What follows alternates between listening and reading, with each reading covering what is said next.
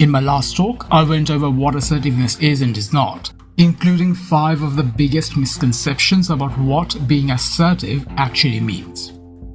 In this talk, I'll go over the practical application of assertiveness in your own life, namely how you can be more assertive without being rude or impolite. Keep listening to learn more. Hello everyone, welcome back to another episode of the Growth Philosophy Podcast, a bite-sized weekly podcast focused on empowering you to think better and upgrade your life. So let's talk about being more assertive, namely why it is important, what it looks like in real-life situations, and how it can be beneficial in your own life, and how you can be more assertive without being rude or sacrificing kindness. Before we get to the how though, let's look at why it is important and how it can benefit you. By the way, if you have not listened to the last talk about what assertive is and is not, I highly recommend listening to that, either before or after you listen to this talk. Knowing and understanding those basics will make it easier for you to make this behavioral change. Now, let's look at why assertiveness is important and how it's good for you. Here are some of the major benefits of assertiveness. I'll list 5 of them. Number 1, being assertive helps you achieve more. One research published in the International Journal of Education and Literacy Studies found a statistically significant positive relationship between academic achievement and assertiveness. And I'm sure this benefit applies to other areas of life too. So being assertive can help you achieve more. Number 2, assertiveness helps keep you on track and can help you limit your distractions. Just imagine a professional workplace scenario where you went with whatever came up. In a scenario like that, you might never get the important things done. Whereas being assertive can help you stay on track. Number 3, being assertive helps you avoid being overwhelmed. When you aren't assertive, it's easy to get overwhelmed, since you will not say no to anything, even if they are things that you don't actually want to or need to do. This is one of the biggest drawbacks of not being assertive, because not being assertive leads you to agree to things that ultimately make you unhappy and cause overwhelm. Number 4, being assertive helps limit your feelings of resentment, if not completely get rid of them. When you do things you don't want to do, it often causes resentment. But being open and honest about what you don't want to do can go a long way towards helping you avoid feelings of resentment, which is a toxic feeling. This reason alone makes being assertive an important behavior to adopt. But there is more. The 5th one is that assertiveness helps with creating high self-esteem and confidence levels. This one is pretty self-explanatory. If not quite clear, ask yourself this question. Have you ever met an assertive person who has really low levels of self-esteem or confidence? The answer is always no. Being assertive and confidence go hand in hand. And being assertive can actually feed your self-esteem and confidence, as that makes it easier to stand up for yourself. The more you do it, the more boost your confidence will get. Most importantly though, being assertive is important for your self-care, as it can have a significant impact on your overall well-being and happiness. This is not just a subjective opinion though, it is a scientifically proven fact. A research paper published in the Red Crescent Journal found that training people to be assertive had a measurable positive impact on their mental health by decreasing their stress, anxiety, and depression levels. Assertiveness clearly is important for many reasons. Being assertive is absolutely essential in your professional life. However, assertiveness isn't just important for professional settings. It is just as important in your personal life too, if not more. Often in life, we have times when we are stretched beyond our limits. After all, life is full of choices, options, and obligations. But knowing when to say no and standing up for yourself is key to managing your options, responsibilities, obligations, as well as your needs and wants. So you know now why it is important. But maybe you're wondering what being assertive actually looks like. Let's demonstrate that. Let's have a look at what being assertive does and does not look like with some examples. As you know by now, assertiveness can and does involve being firm, more often than not. But that's not the same as being aggressive or rude. So let's say, for example, that punctuality is an extremely important value for you, and someone you're meeting is late. Here's what being assertive does not look like in that scenario. Losing your temper, being rude to the person, or being jokingly passive-aggressive about the whole matter. None of those is assertive behavior. But it doesn't have to be confrontational either, because being assertive is a scenario like that can be as simple as looking them straight in the eye and telling them calmly, in a level tone, about how important punctuality is for you. Ideally though, this is something you would clearly inform them about before you even meet them, so that you are not in that scenario in the first place. Here's another example. Let's say a work colleague asks you to do them a work favor, which can make you miss your own deadline or overwhelm you. Being assertive in a scenario like that can be as simple as letting them know about your deadline and that you can't help them. You don't always have to help people, it's okay. You have to look after yourself too. Assertiveness is not complicated. If anything, keeping it simple, honest and straightforward is key to being assertive and doing it effectively. Now that you know why being assertive is important and what it looks like in real-life situations, let's explore how you can get started on being assertive and do so without having to sacrifice being kind or nice. Here are some tips that can help you get started on being more assertive. I'll go over 7 tips for you. So here's the first one. Be clear about your values. The values we have play a big role in what we do and do not want to do, as well as how we feel about things. Do you know what personal values are important to you? Maybe timeliness or punctuality is an important value for you, for example. This would mean that going along with someone who does not respect punctuality will be a recipe for disaster, since it will keep creating internal frustration and resentment. In that scenario, it would be infinitely better to be clear and upfront about how important punctuality is for you. Draw your line in the sand.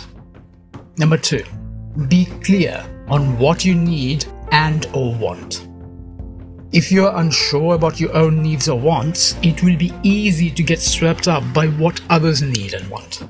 That's not a good thing, because often that leads to resentment, anger, and can negatively affect relationships. If you're happy to go along with others, fine. But if what others say or want isn't aligned with what you need or want, then you need to be clear about that. And that can only happen if you're first clear about what your needs and wants are. That clarity is important. That clarity will also be a great way to stop doing things that ultimately make you unhappy. So get clear on what you need and or want. Number 3.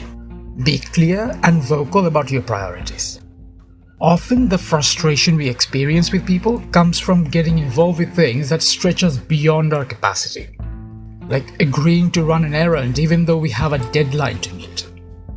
Being overstretched happens when you're not clear and vocal about your own priorities. Helping others is important, but it doesn't need to come at your own expense. You're important too. You can't rush around doing things for others if they negatively affect your life, especially if you genuinely want to help others. At the end of the day, if your life is negatively affected as a result of what you agree to do for others, it will only breed resentment. Not just that, it will also have a bad impact on your overall well-being, as you will be overstretched, stressed, anxious, angry, and so on. Being there for others is important, that goes without saying. But it does not mean you should not attend to your own priorities and needs. You absolutely should and must. Not just because not dealing with your priorities can have a tangible negative impact on your life, like how missing work deadlines can put your own job at risk, but also because the stress that will result from the overwhelm will negatively impact your ability to be there for others too. So there are tangible costs to being overstretched and overwhelmed, but it also impacts your ability to actually be there for others. This is why prioritizing your own priorities is not just important for your own sake, but for the sake of others as well. Don't be shy about being vocal and clear about your own priorities. Number 4. Don't be vague. One of the root causes of miscommunication is vagueness. More often than not, people resort to being vague and do things like hint at things, assuming that the other person will get the point. This happens mainly because we instinctively want to avoid confrontations or hurting others. Unfortunately, this lack of clarity often causes more harm than being clear and upfront would have. It's a foolish thing to do, to be honest, at the end of the day. Because even though people do it to avoid hurt and confusion, what being vague really does is create confusion, false expectations, and can even lead to disappointments or worse for all those involved. It's just not worth it. It is far better to be absolutely clear and upfront about things. Can it cause some disappointment initially? Very likely. However, being completely clear about things can help you avoid a ton of frustration, disappointment, and even resentment down the line. So in the long term, it is definitely a better path. If you're ever in doubt about whether the other person understands where you stand, be extra clear. Go the extra mile to make sure that they're absolutely clear. It might feel too much, but being absolutely clear is much better than risking misunderstandings. Number 5. Always be polite. There are times when things will frustrate you, but losing your cool doesn't usually help you handle things or get what you actually want. Being assertive is not about being angry or losing your cool or being rude. If you don't like something or if something makes you unhappy, politely but firmly express your point of view. If you need to take a breather, by all means do so. Often a bit of a break from a situation can help you calmly deal with things. So that's the 5th tip. Always be polite. Number 6. Avoid passive-aggressive behavior. Being passive-aggressive, unfortunately, is one of the most common ways people deal with things when they want to avoid being upfront. This usually happens in the form of jokes, like when someone tries to joke about something when in reality they are offended. Being passive-aggressive has never been and never will be a positive communication skill. All it does is create confusion, bad feelings and resentment, even though the goal is to avoid all those feelings. Like I mentioned earlier, it is far better to be upfront and clear about things. If something frustrates you or makes you angry, it is better to clearly say that you did not like it. That way others will be clear about what you do not like. Here's another big reason to avoid passive-aggressive behavior. It is just plain annoying. Passive-aggressive behavior annoys me to no end, and I'm sure I'm not the only one.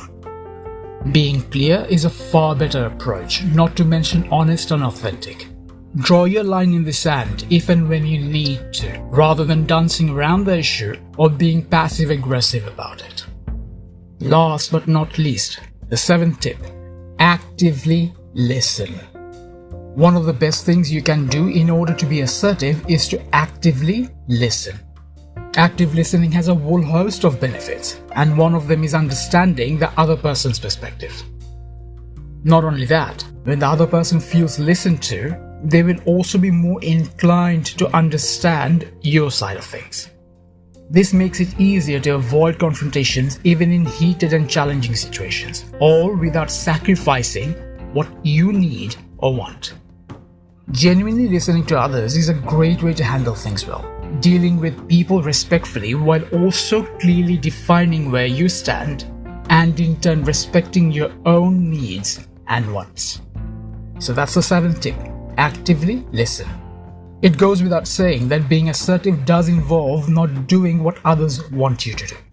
But just because being assertive involves saying no or disagreeing from time to time does not automatically mean you're being negative. You absolutely can be positive and say no or disagree. Being positive isn't about saying yes all the time. It is about being optimistic. It is about having a positive outlook. You do not always need to say yes for that. You do need to say no to things because life is full of choices, and not everything you come across is going to be right for you, or good for that matter. Getting started on being assertive isn't actually complicated.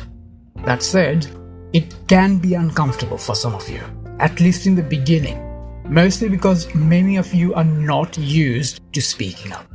You're probably used to avoiding any sort of communication that even remotely looks like a confrontation. Most people are not used to being firm or speaking up, so being assertive will take some work. That said, now that you know more about assertiveness and how being assertive can be good for you, as well as others, you will find it easier to practice being assertive. On a side note, if you're interested to learn more about the two researchers I mentioned in this talk, check out the links in the description. Being assertive certainly is about being firm. However, it is not about being loud, angry, or aggressive. Let's get those things straight. Being assertive is not about being loud, angry, or aggressive. There is a big difference between being firm and being aggressive, loud, or angry. Those are not the same things as assertiveness, not by a long shot. Being assertive generally involves a calm and respectful interaction, whereas the others do the opposite. This is yet another reason why assertiveness is the better option and choice for you. Above all though, being assertive is about being open and honest about what you need or want, rather than agreeing to things just to fit in or because you don't want to stir things up. This is important to understand, because even if your rationale is to keep others happy, at the end of the day, if something makes you unhappy, like violation of your personal boundaries or values, then you will feel unhappy. And when you're unhappy, it will negatively impact your ability to be fully there for the people you care about. When you factor that in, you'll realize that assertiveness is just as important for your own sake as it is for the sake of the people that matter to you. Here's the bottom line. Most of the ideas about what assertiveness is are nothing more than misconceptions and myths. Most people think that being assertive is all about being loud or being rude or even about being manipulative, but that could not be further from the truth.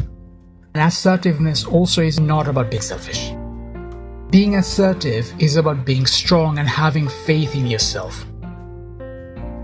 It is about owning up to what you need or want, about being authentic. But that does not mean that in order to be assertive you have to step on others, or be manipulative or disrespectful, or even lose your cool. In fact, being assertive at its core is about respect. It is about respecting both your own views and that of others. That's the opposite of being rude, disrespectful, or just being an all-around jerk. You can be assertive without being a jerk, because being strong does not involve being rude or disrespectful. If anything, rudeness and lack of respect are the opposite of personal strength. Negative behaviors like that hardly ever stand for what being strong is truly about. It never has to be an either-or choice. You never have to or should choose between being nice or polite and being assertive. They can and do go hand in hand, and you absolutely can be nice in an assertive way. As for becoming more assertive, here's the most important thing to remember. It won't happen overnight, especially if you have spent most of your life not being assertive. It won't just happen right away. You cannot just snap your fingers and completely change. That's just not how change happens. But there is good news too, because if you have spent all of your life not being assertive, it is something that you still can learn. Anyone can be more assertive. The process of developing behavioral changes like that is similar to developing a new skill. The more you practice it, the better you will get at it. So if you want to become more assertive, you need to start practicing being assertive. Start small and then you can build on that. Don't be afraid of saying no or standing up for yourself, especially if something can negatively impact your life.